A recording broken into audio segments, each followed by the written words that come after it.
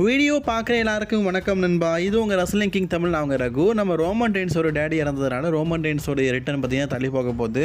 மற்றும் மனித பேங்கில் ஒரு நியூ சாம்பியன் இதே மாதிரி ஒரு சில செய்திகளை பற்றி பார்க்க போகிறோம். அதுக்கு முன்னாடி சேனல் ஃபஸ்ட் டைம் வச்சுக்கோங்க, சப்ஸ்கிரைப் பண்ணி பெல் ஐக்கானை கிளிக் பண்ணி வச்சுக்கோங்க.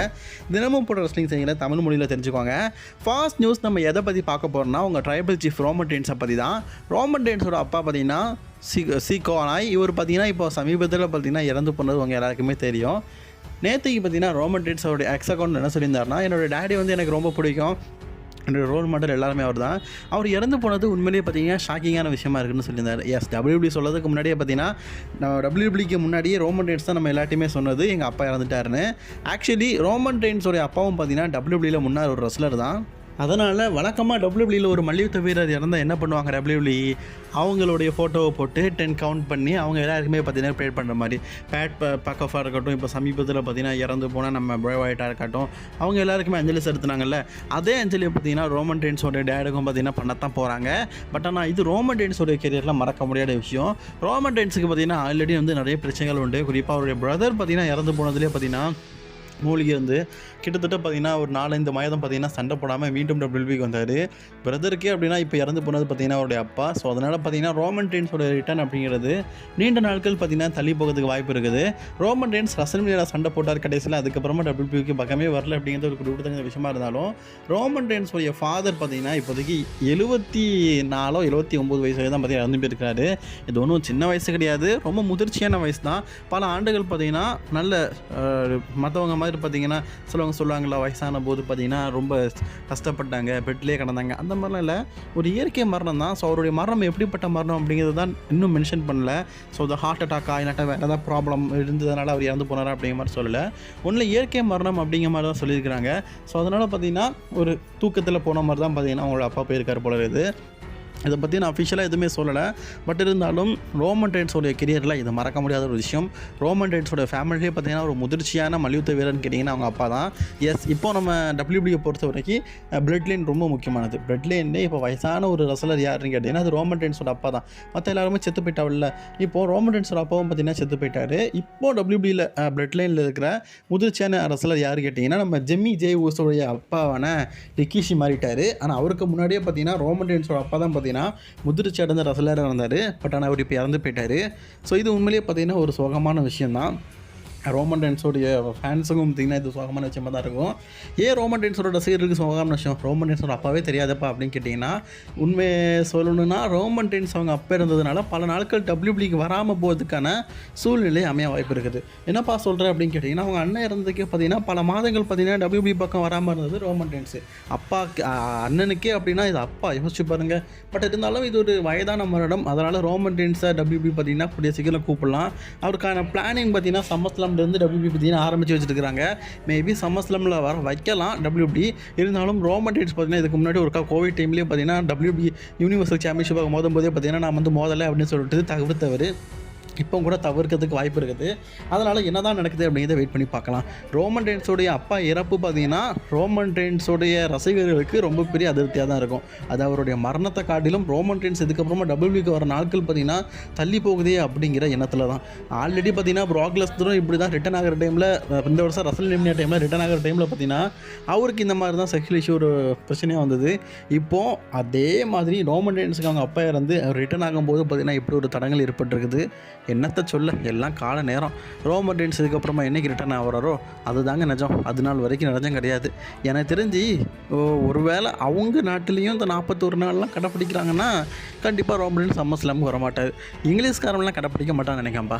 நீங்கள் யாராவது யூஎஸ்ல இருந்தீங்கன்னா மறக்காமல் சொல்லுங்கப்பா. மனித பேங்கில் பார்த்தீங்கன்னா ஒரு நியூ சாம்பியன் ஆகிறதுக்கு வாய்ப்புகள் அதிகமாக இருக்குதுன்னு சொல்லப்படுது. யார்ப்பா, நம்ம செதுரோலன்ஸா அப்படின்னு கேட்டிங்கன்னா நான் அந்த கதைக்கு போல் இன்னொரு கதைக்கு தான் போகிறேன். ப்ரான் பிரேக்கரை தான் சொல்கிறாங்க. வழக்கமாக பார்த்தீங்கன்னா டபிள்யூபிள்யூ வந்து ஹோம் டவுன் ஹீரோஸுக்கு ஒரு பெரிய மேட்ச் கொடுத்து நல்ல டஃப்பான அப்டண்டாக கொடுத்து அதில் ஹோம் டவுன் ஹீரோவை வின் பண்ண வைக்கிறது தான் பார்த்தீங்கன்னா டபிள்யூபிள்யூ ஸ்டிபுலேஷன். பட் ஆனால் ட்ரிபிள் ஹெச் அப்படி இல்லை. நீ ஹோம் டவுன் தானே, ஹோம் டவுனில் அவனை வச்சு செய்யணும், அனுபவங்கள் வரணும். ஹோம் டவுனில் ஒன்று தோக்க தான் வைப்பேன். ட்ரூ மேக்கின்டையரு, பிரே ஒயிட்டு மற்றும் இன்னும் எத்தனை பேர் ஹோம் டவுனில் நான் தோக்க வச்சுருக்கிறேன். அதே மாதிரி ஒன்றையும் ஹோம் டவுனில் தோக்க வைக்கிறேன். சமீபத்தில் நம்ம சொல்ல மாட்டேன் பாருங்களேன், சாமி ஜெயின் கூட அவர் ஹோம் டவுனில் தான் தோற்றுருப்பார் ரோமன் ரெயின்ஸ் கூடலாம் மோதி. ஸோ இந்த மாதிரி இப்போ இதுவும் பார்த்தீங்கன்னா இப்போதைக்கு சாமி ஜெயின் வந்து அவருடைய ஹோம் டவுனில் பார்த்தீங்கன்னா மேட்ச் விளாட போகிறாரு. அதுவும் இன்டர் கனகல் சாம்பியன்ஷிப்பாக. ஆப்போனன்ட் யார்? ஜாக் ஏபிளா, பிரான்சன் ரீடா. ப்ரான் பிரேக்கரை தூக்கி இறக்கிருக்காங்க. எங்க சும்மாவே அந்த மனுஷன் பார்த்தீங்கன்னா பார்ந்து பார்த்தீங்கன்னா ஸ்பியர் போடுவான். இதுலேயும் சாமி ஜெயின்னா ஐயோ சொல்லவே வேணாம். இந்த மேட்ச்சில் என்னை பொறுத்த வரைக்கும் 2 ரிசல்ட் அமைய வாய்ப்பு இருக்குது. ஒன்று, ப்ரான் பிரேக்கர் பார்த்தீங்கன்னா சாமி ஜெயினை வீழ்த்தி brand new intercontinental champion ஆவார். சம்மர் ஸ்லாம்ல ரீமேட்சோ அல்லது Sheamus versus Bron Breakker versus Sami Zayn மற்றும் கைசர் இவங்களுக்குள்ள ஒரு 4-4 மேட்சோ பார்த்தீங்கன்னா நடக்கலாம். அல்லது இந்த சம்மர் ஸ்லாமில் பார்த்தீங்கன்னா இந்த டிஸ்குவாலிஃபையோ அல்லது ரோல் அப் முறையமாக பார்த்தீங்கன்னா ப்ரான் பிரேக்கரை சாமி ஜெயின் வீழ்த்ததுக்கு வாய்ப்பு இருக்குது. பட் இருந்தாலும் இப்போ சமீபத்தில் WWE பண்ணுற விஷயம் என்னது?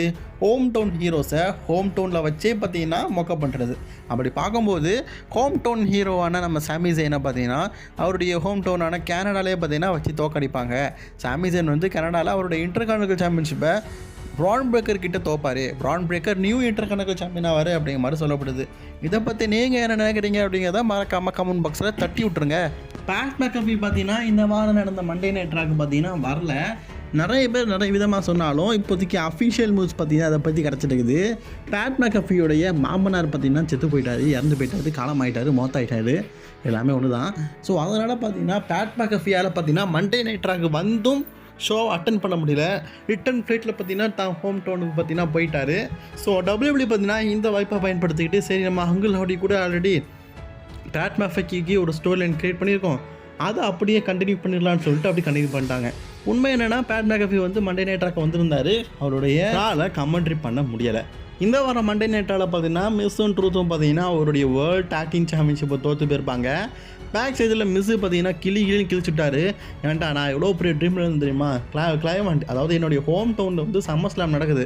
ஹோம் டவுனில் நான் டாக்டிங் சாம்பியன்ஷிப்போட போகலான்னு நினச்சேன். பட் ஆனால் நீ வந்து சொல்லி கேட்காம டாக்டிங் டைட்டில் கொடுத்த ஒன்றால் டாக்டிங் சாம்பியன்ஷிப்பும் போயிட்டு வேஸ்ட்டு ட்ரூத்து ஒன்றால் தோற்று போயிட்டோம். எப்போவுமே சிரிச்சுக்கிட்டு இருக்க ட்ரூத் பார்த்தீங்கன்னா அன்றைக்கி வந்து கொஞ்சம் சோகமாக பேசிட்டாரு. எனக்கு புரியுது, நான் தப்பு பண்ணிட்டேன். பட் இருந்தாலும் நாம் வந்து மீண்டும் வந்து டாக்டிங் டைட்டிலுக்காக மோதுவோம். டாக்டிங் சாம்பியன்ஷிப்பை மீண்டும் நம்ம வின் பண்ணதுக்கான வாய்ப்புகள் இருக்குது. உன்னுடைய ஹோம் டவுன்லேயே நம்ம வின் பண்ண வைக்கலாம். ஹோம் டவுனில் டாக்டிங் சாம்பியன்ஷிப்பாக மோதி ஹோம் டவுனில் நம்ம டாக்டிங் சாம்பியன்ஷிப் மீண்டும் வின்லாம் சொல்கிறாங்க.